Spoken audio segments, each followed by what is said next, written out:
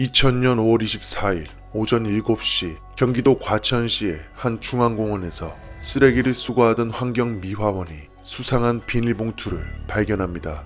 그 봉투 안에는 사람의 발이 들어있었죠. 환경미화원은 곧바로 경찰에 신고했고 경찰은 인근을 수색하여 토막난 신체 부위들을 발견합니다. 그런데 충격적이게도 중복된 부위들이 발견됩니다. 그렇습니다. 토막난 부위를 합쳐보니 한 명이 아닌 두 명의 시신이었죠. 다행히도 시신의 지문이 남아있었고 지문을 통해 신원을 파악하니 피해자는 60대 남성 A씨와 50대 여성 B씨였습니다. 그들은 부부로 추정되었고 경찰은 곧바로 그들이 살고 있는 아파트로 출동했죠. 경찰이 초인종을 눌렀지만 아무 반응이 없습니다. 혹시 부부만 살고 있었던 것이 아닌가 아파트 경비원에게 물어보니 아들이 한 명 같이 살고 있다고 했죠. 경찰은 아들에게도 무슨 일이 일어난 것이 아닌지 불안한 마음에 열쇠 수리공을 불러서 문을 열려는 그 찰나 한 남성이 문을 열어줍니다. 그 남성은 부부의 둘째 아들이었고 그는 부모님이 3일 전 나가신 이후로 소식이 없다고 말했습니다. 경찰은 그 남성에게 부모가 살해된 사실을 통보하죠. 그러나 의외로 그 남성의 반응은 너무나도 담담했습니다. 그의 얼굴에 슬픈 기색은 전혀 없었고 차분함과 약간의 불안함이 공존했죠. 그리고 경찰은 조사를 위해 집을 수색하게 되는데 경찰은 곧바로 그가 범인임을 직감합니다. 온 집안이 락스 냄새로 뒤덮여 있었기 때문이죠. 루미놀 반응 검사를 실시한 결과 역시나 거실과 화장실에서 다량의 혈흔이 발견되었습니다. 혈흔으로 DNA 검사를 의뢰했더니 당연히 시신과 일치했죠. 그리고 결정적으로 시신이 담겨있던 비닐봉투에서 둘째 아들의 지문이 나왔습니다. 이 사건은 당시 존속 사례로 엄청나게 이슈가 되었던 과천 부부 토막 살인 사건으로 범인은 피해자 부부의 둘째 아들 1976년생 이은석입니다. 도대체 이은석은 왜 이런 끔찍한 범행을 저질렀을까요? 이은석은 해병대 장교 출신의 아버지와 명무대 출신 어머니 사이에서 둘째로 태어났고 경제적으로도 꽤 유복했습니다. 그러나 이은석은 매우 불행한 어린 시절을 보냈죠. 아버지와 어머니는 엄격한 완벽주의자였고 두 아들에게 스파르타식 교육을 강요했습니다.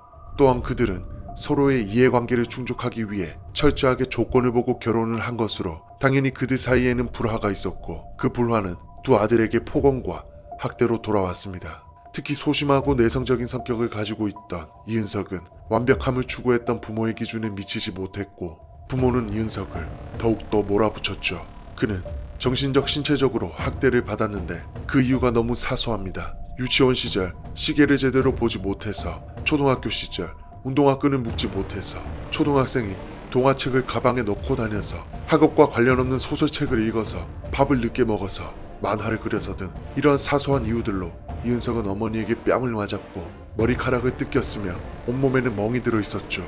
이렇게 항상 이은석을 가두던 두려움과 강박감은 그의 불안정한 사회성을 만들었고 이는 학창시절에서의 학교폭력과 군대에서의 집단 따돌림이 더해져 결국 대인기피증까지 불러일으킵니다. 이렇게 이은석은 심리적 고통에 잠식되어 갔죠. 그래도 이은석은 부모의 기대에 부응하기 위해 학업을 놓지 않았고 결국 고려대 입학에 성공합니다. 그러나 명문대에 입학한 그에게 돌아온 것은 폭언이었습니다. 부모가 원한 것은 고려대가 아닌 서울대였기 때문이죠. 도대체 이은석의 부모는 왜 이렇게까지 이은석을 몰아붙였을까요?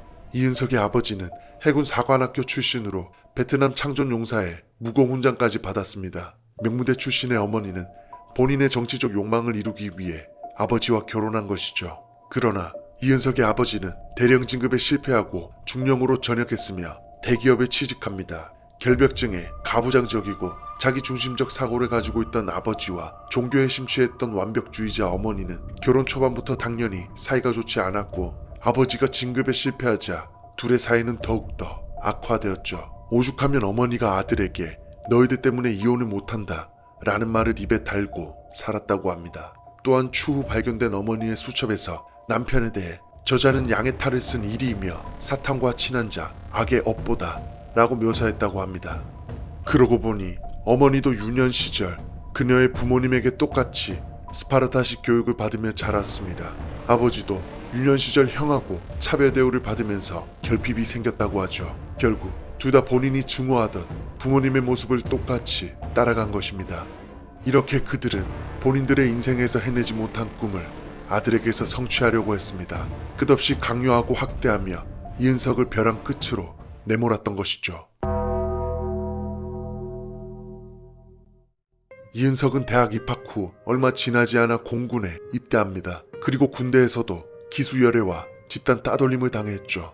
대인기피증에 사회성이 결여된 상태였던 이은석은 군생활조차 지옥이었습니다.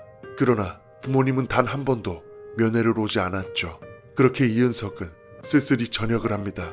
그리고 전역 후 얼마 지나지 않아 결정적인 사건이 일어나죠. 그 사건은 이은석이 살인을 저지르기 약 열흘 전에 일어났습니다.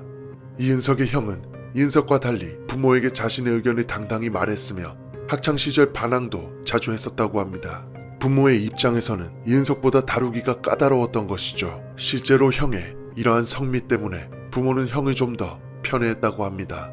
부모의 굴레에서 벗어나고 싶었던 이은석의 형은 독립을 선언했고 당황한 부모는 형에게 좀 더 잘해주려고 노력합니다. 그래서 형이 독립할 아파트를 마련해야 했을 때 부모는 이은석의 명의로 대출을 받아서 도와줬다고 하죠. 정말 어처구니가 없는 일입니다. 당연히 이은석은 불만을 품게 되었죠. 2000년 5월 11일 형의 이사를 도와주고 온 이은석에게 어머니가 집이 어떠냐는 등 꼬치꼬치 묻자 이은석이 괜찮았다며 대충 둘러대고 방에 들어가려 하는데 어머니는 대답을 제대로 못한다며 또 불같이 화를 냅니다.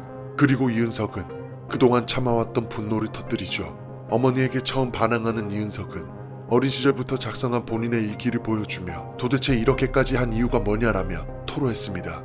그 일기에는 이은석이 받은 학대와 그때의 감정이 고스란히 적혀 있었죠.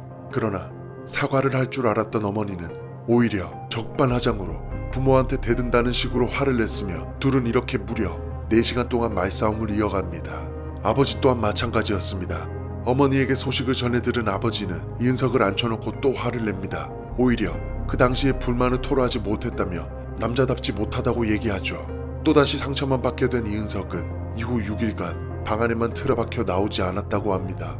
이렇게 혼자만의 시간을 가지게 된 이은석은 2000년 5월 21일 새벽에 무언가 결심한 듯 거실로 나와 아버지가 아끼던 양주를 들이킵니다. 그리고 어머니가 잠든 방에 들어가 미리 준비한 망치로 어머니를 살해하죠. 그 후 이은석은 4시간을 아버지의 방 앞을 서성거리며 고민하다가 결국 아버지도 살해합니다.